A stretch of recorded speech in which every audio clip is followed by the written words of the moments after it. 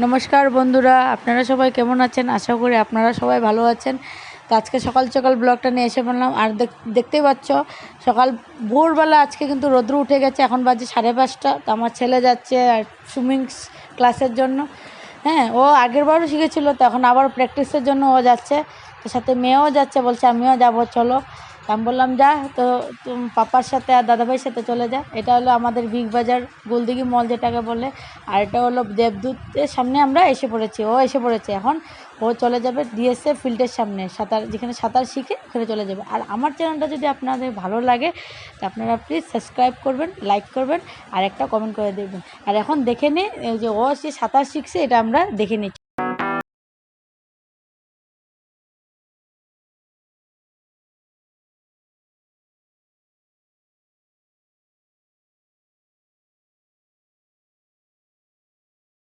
पानी पानी पानी पानी पानी पानी और तुम भी सानी सानी सानी सानी सानी सानी आ जाओ on the beach यार, फोटो मेरी खींच भी किस्मत होगी तेरी, कर तूने ये बात न मानी।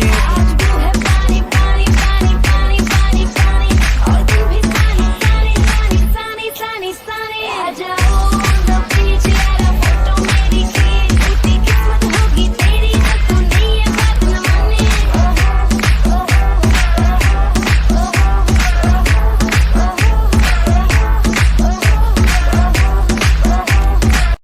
আমার ছেলে সুইমিং থেকে এসে পড়েছে।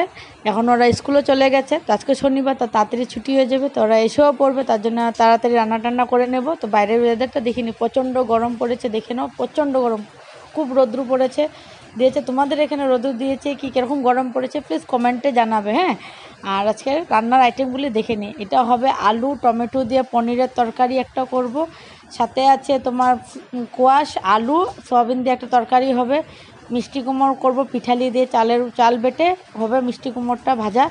আর পেঁপে আলু দিয়ে বাদাম ভেজে ঘি গরম মশলা দিয়ে একটা ঘন্ট করব, খুব স্বাদ লাগে খেতে এটা। হ্যাঁ, আর হবে তোমার তিতা করলা ভাজা করব। আর তো বলেই দিয়েছিলাম মিষ্টি কুমড়োর কথা, তোমাদের তো আগেই বলেছি মিষ্টি কুমড়ো ভাজা হবে। আর দেখো দুবেলার জন্য আমি সোয়াবিন ভিজিয়ে নিয়েছি। আর সাথে আছে টমেটোর চাটনি হবে। আর দই আছে, দইটা আমি ফ্রিজে রেখে দিয়েছি ঠান্ডা হওয়ার জন্য। আর এই যে পনির, আর সাথে করবো আর একটু চানার ডাল করব। চানার ডালের সাথে মিষ্টি কুমড়োটা খুব ভালো লাগে খেতে। আর চাল ভিজিয়ে রেখেছি, সাথে লেবু রেখেছি। আর আমি আবার নতুন ব্লগ একটা নিয়ে